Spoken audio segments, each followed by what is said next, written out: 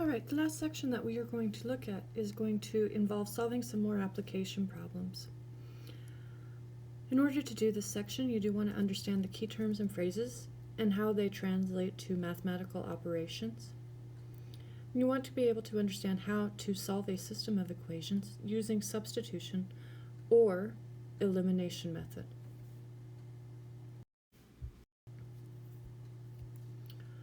Upon completing this presentation, you will be able to set up a system of equations to model real-world application problems involving two unknowns, and be able to solve the system of equations and determine if the solution makes sense in the context of the problem.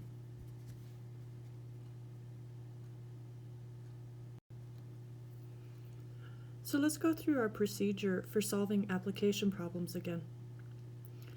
The first thing that we want to do is we want to read through the problem and identify the unknowns. We're going to assign variables to them. The second thing that we want to do is organize the given information. We can create a table, draw a picture, write down any relevant formulas that we might need to help us out with this. Again, another thing that you can do is just summarize what the problem says. From there, we want to translate to a mathematical model. And remember that the number of equations that we are going to need is the same as the number of variables. All of the examples we'll look at in this section will just have two variables. From there, we want to solve using substitution or elimination method. All the problems in this section can be done using both. And then from there, we want to interpret the results using complete sentences and include correct units. Finally, our last step, you do want to check your solution in the context of the problem, make adjustments if necessary. When we talk about checking our solution, remember, we just want to make sure that our answer makes sense in the context of the real world. Finally, note, you must interpret the results when there are at least two unknowns, since we do want to identify which one is which.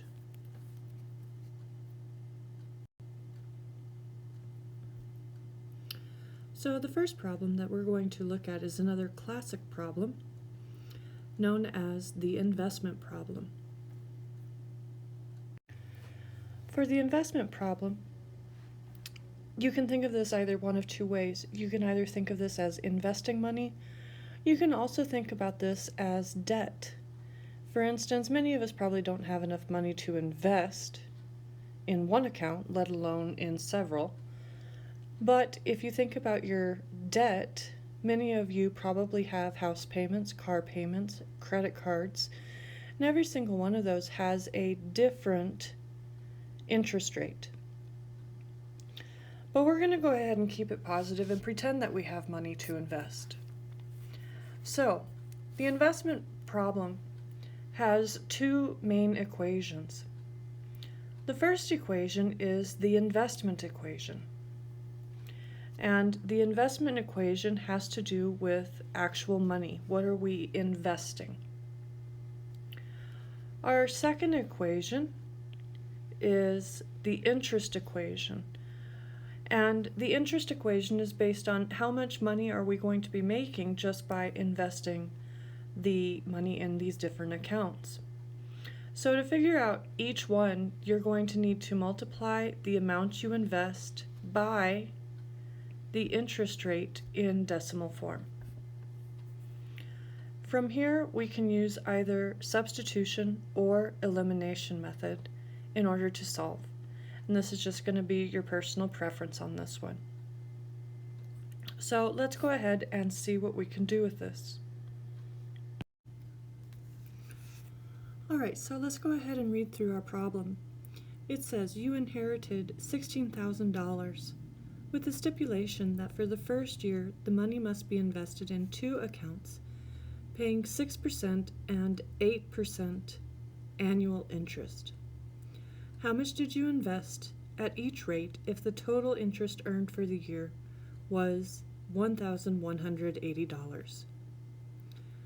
Okay, so the first thing that we need is we want to know how much did we invest at each rate if we invested $16,000.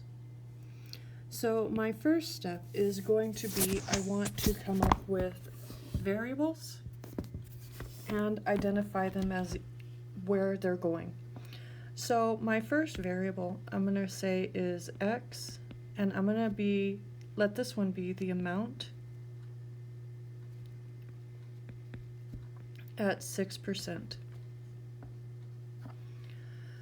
I'm also going to have y, and I'm going to let y be the amount at 8%.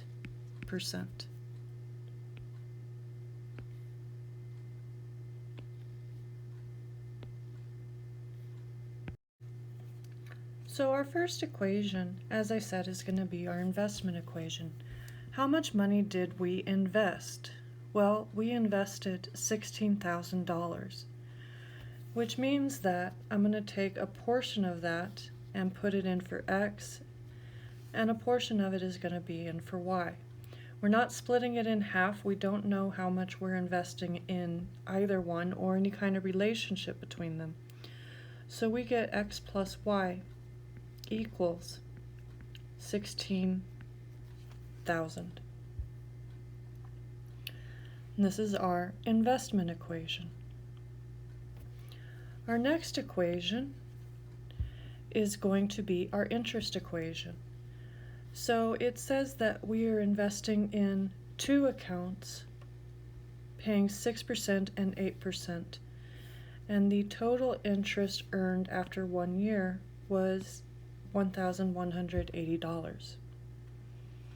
So for this one, what we're going to do is I need to know how much interest I earned from the first equation, or the amount at 6%.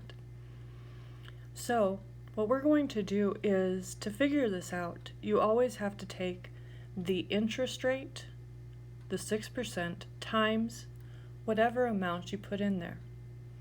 We don't know what the amount is right now. I just know that it's x. So this is going to be 0.06x. So that's the amount of interest I earned from the first account. Now I want to know the interest earned from the second account. Now the second account is at 8% interest. So we are going to have 0.08y. And if I add up these two values, we end up with $1,180. And that is our model.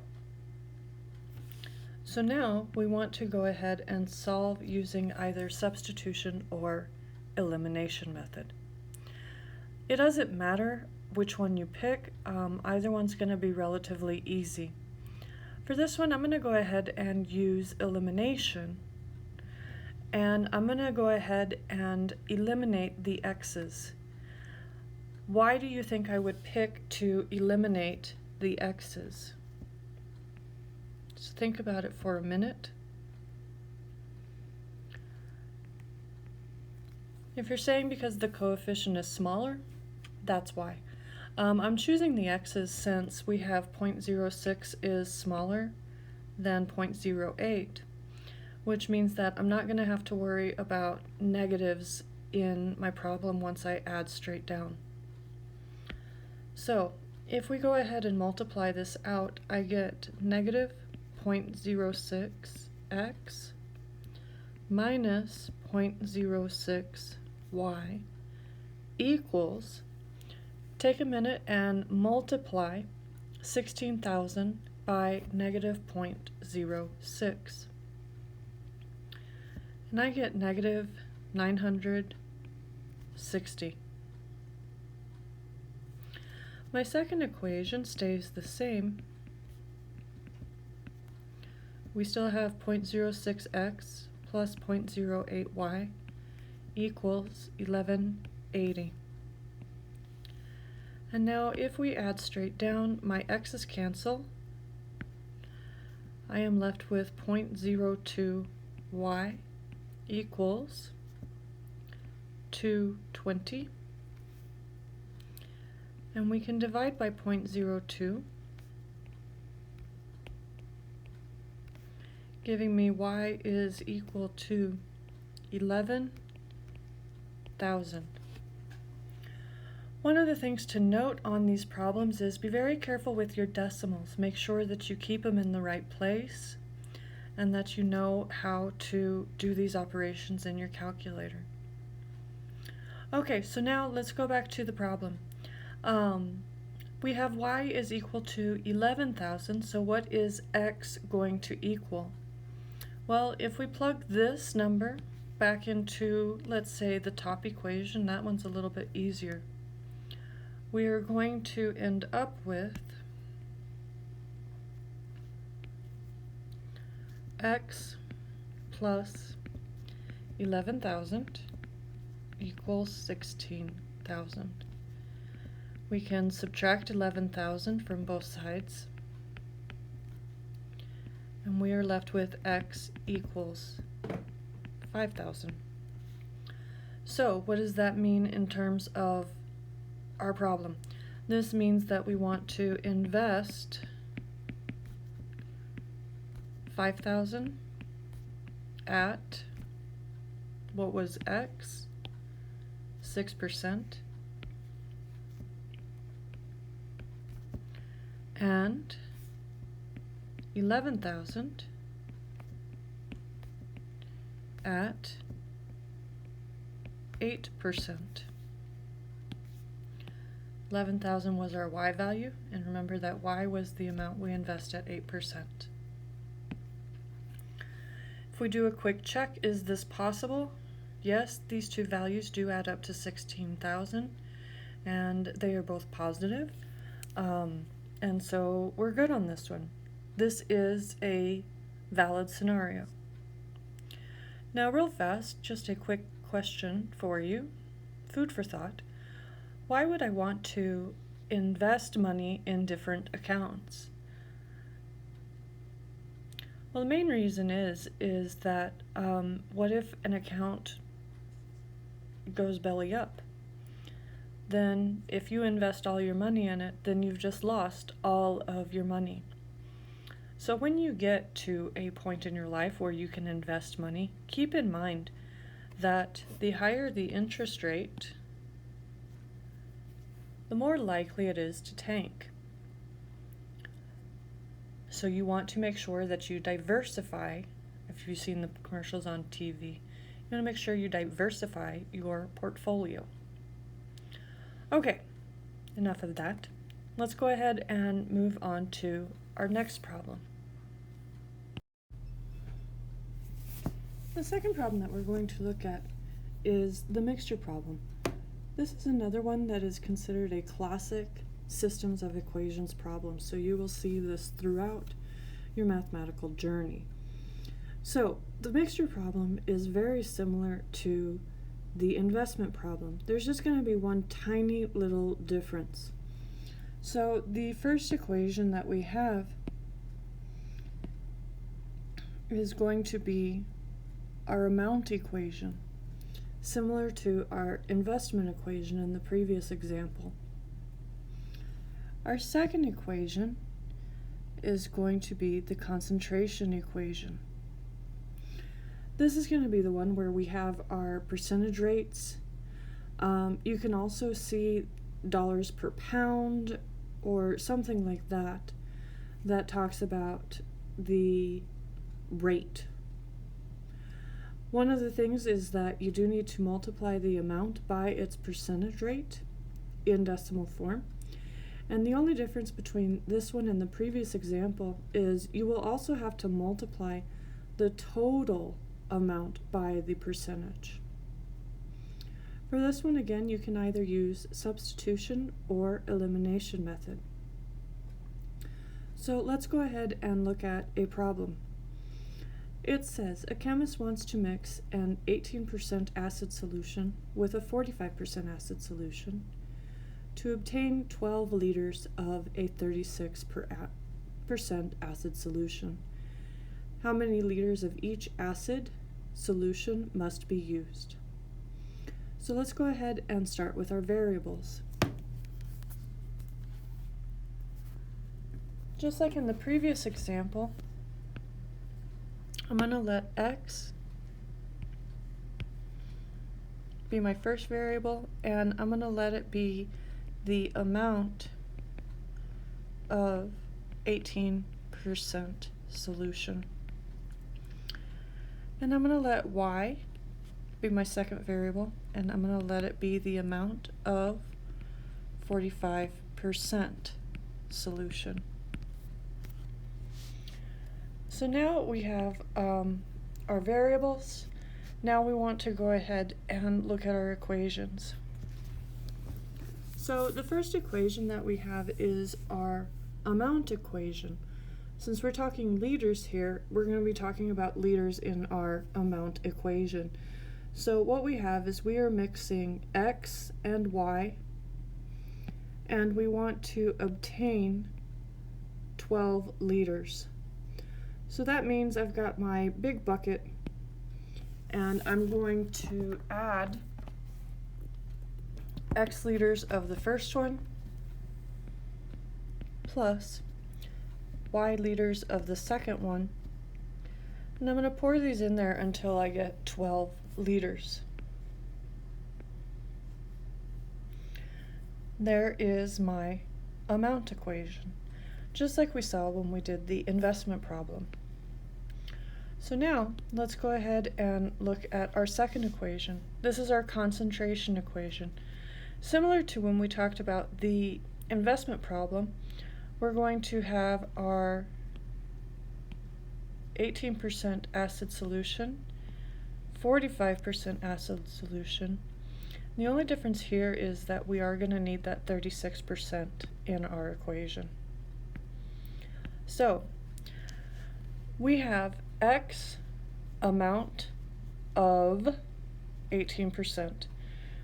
That means that I want to multiply 0.18x times x, and that's how much acid will be in that particular portion of this.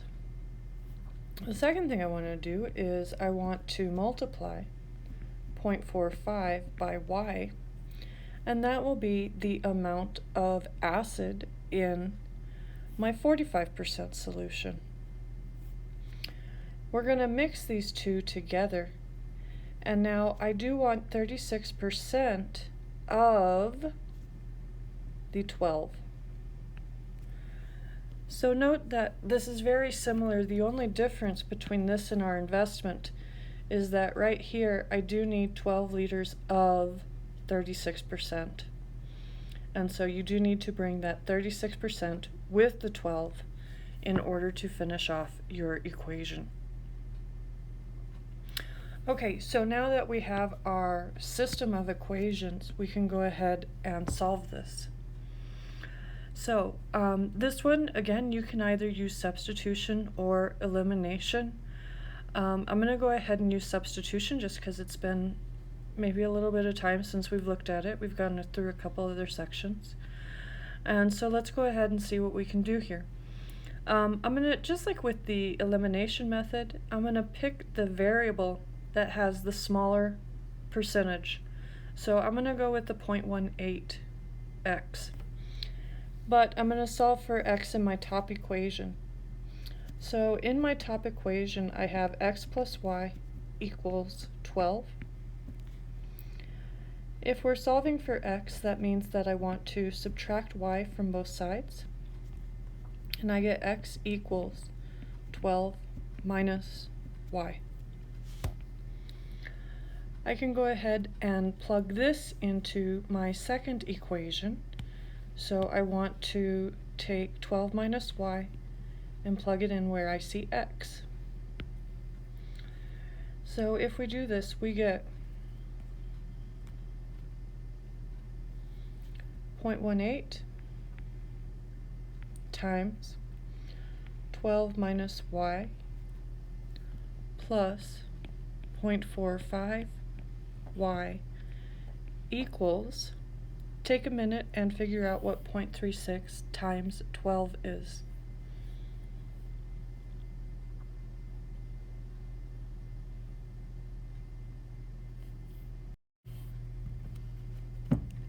We should get 4.32.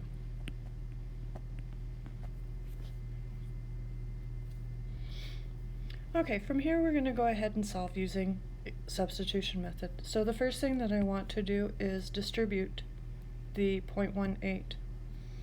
So we get 0.18 times 12 equals 2.16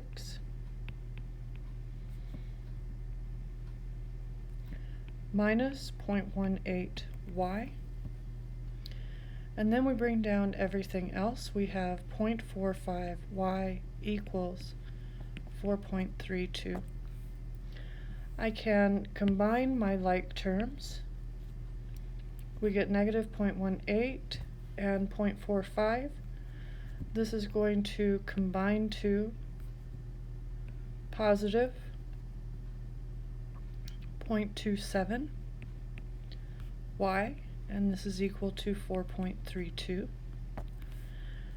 I can subtract 2.16 from both sides. We get 0.27y equals 2.16. If we divide by 0.27 now,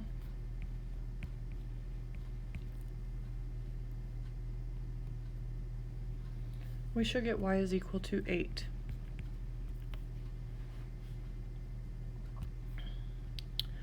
Okay, so what does this mean? We have y equals 8.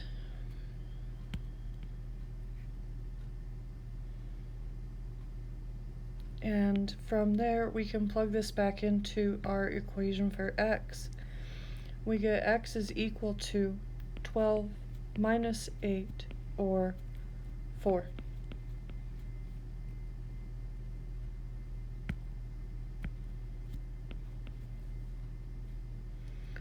So there are our two solutions.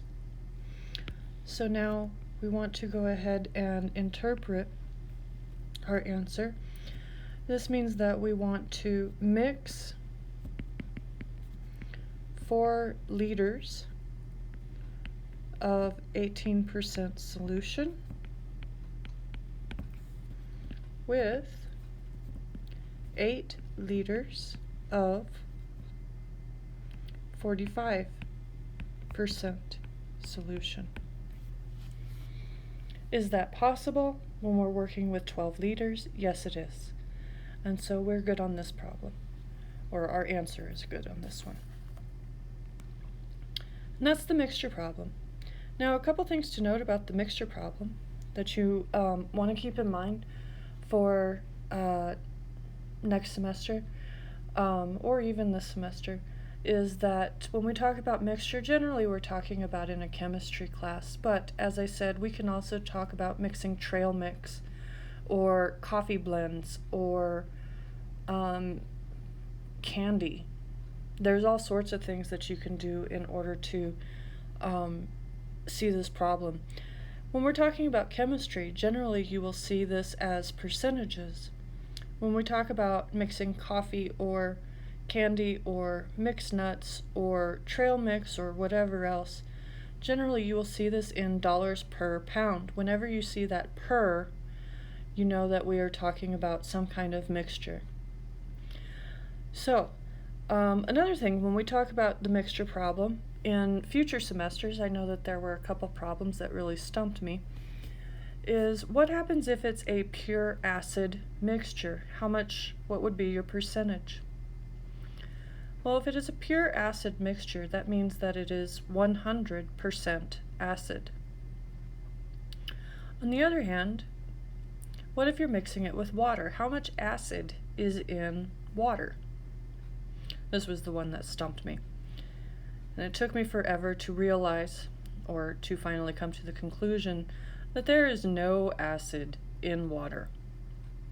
So you can have a 100%, you can also have a 0% in these problems. And as soon as you know that, then it makes it a whole lot easier. So hopefully the investment problem and the mixture problem, hopefully you're good on those. And now let's go ahead and move on into a couple of other problems that you will see in this section.